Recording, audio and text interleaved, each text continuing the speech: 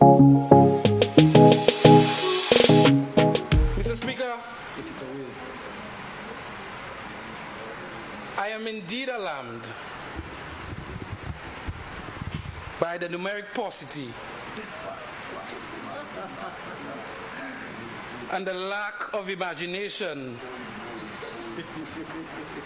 by the member for Miku South.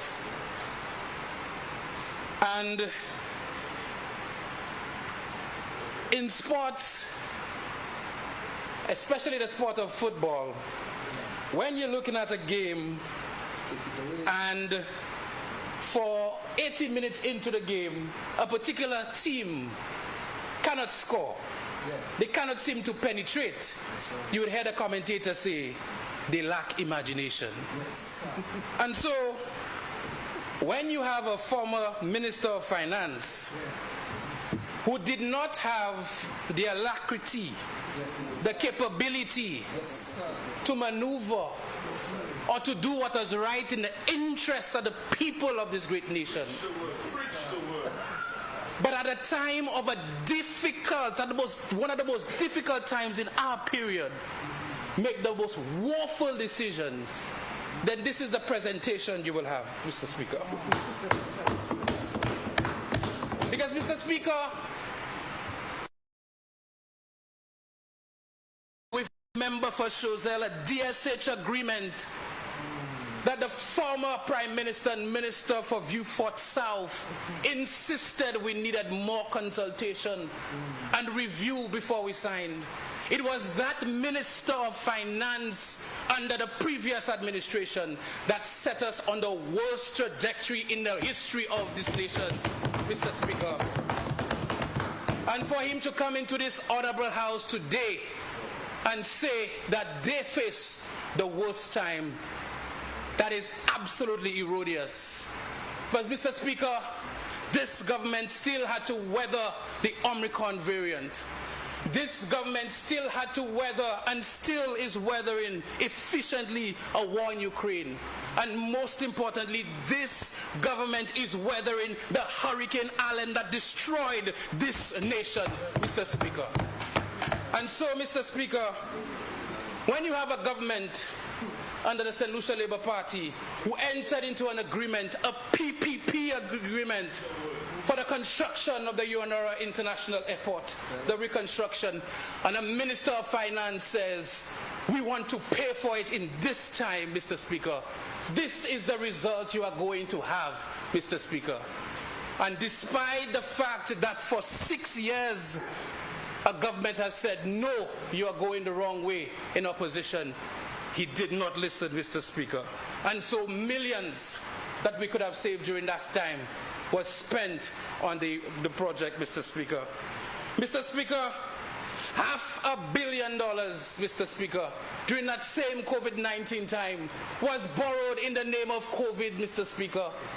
And all we saw during that time, Mr. Speaker, was a lack of imagination on how we are going to set our people on the right track. All we saw was destruction, Mr. Speaker. Custody suites gone, Mr. Speaker. No input for the young and for the people that have the imagination to get things done in this country, Mr. Speaker. He oversaw that period, Mr. Speaker. Mr. Speaker, during that same time, Mr. Speaker, close to $200 million, in fact, $20 million was going to be spent on less than a mile of road, Mr. Speaker, in Rodney Bay. During that time, Mr. Speaker, and you want to sit here and stand up here today and say that this government is not faced with the most difficult time in our history? Mr. Speaker, we cannot continue to allow persons to just say things, Mr. Speaker. Say whatever he wants to say and just let it stick, Mr. Speaker. Mr. Speaker, perhaps what was the most eye-opening experience for me, Mr. Speaker, was the day I got a call from an accountant at National Lotteries, and it was said and explained to me that in 2020, under the previous government, $371,000 was spent on 50,000 medals, Mr. Speaker, in a time of no sporting activities. $371,000 in the heights of COVID-19. And you're going to tell me the actions that were taken during that period have not cost us and caused us to be in this mess? Mr. Speaker, and the member for Miku South says that the country was on the correct trajectory. Mr. Speaker, again, you have to look at what's underlying in that statement. Because if 15 constituencies said you were going the wrong way, and you insist today that you are going the right way, it means that you have not listened. It means that you have not done any analysis. Because I'm pretty sure the people of St. Lucia are bright enough to tell you, go ahead if you were doing the right things. But the election showed you that you were wrong, Mr. Speaker. And so, Mr. Speaker, we come into this house today, Mr. Speaker.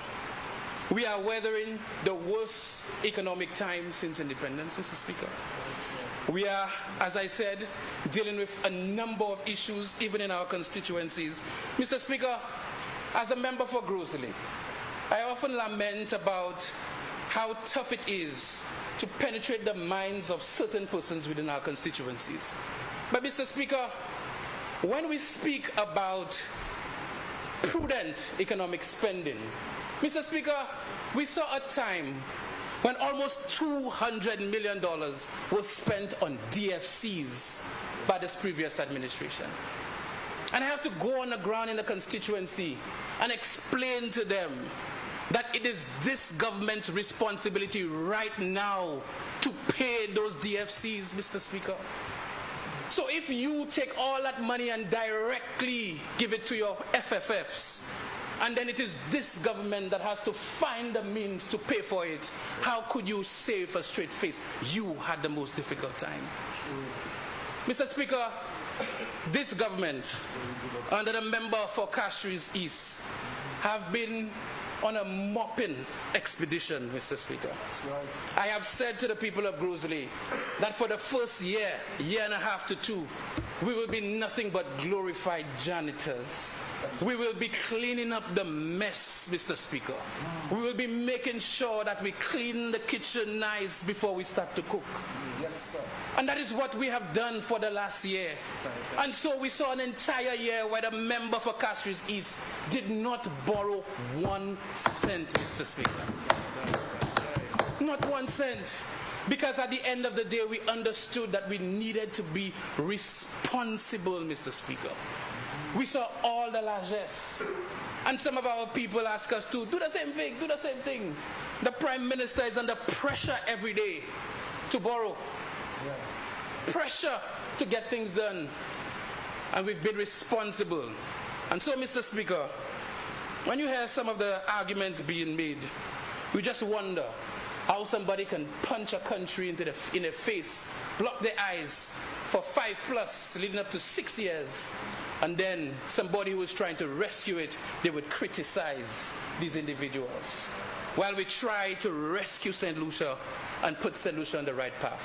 So, Mr. Speaker, I endorse this motion to, after an entire year, borrow this sum of money in the interests of our people. Because this government truly believes in ensuring that we put people first. This government is not about fluff and bluff. This government is about transparency. And for sure, with the Minister of Commerce, you've heard some of the arguments and some of what this Prime Minister is doing to cushion the blow. And we are cushioning the blow because we care. Because we truly understand what people are going through. And so today, Mr. Speaker, I felt it necessary, and there are some other things that I didn't even go into. I felt it necessary to ensure that the people of Grosley and the people of St. Lucia understand that we are making this decision today, and the decisions that we are going to make is after prudent consultation and thorough evaluation of the country's finances and what absolutely needs to be done in the interest of them to ensure we have a better St. Lucia. I thank you.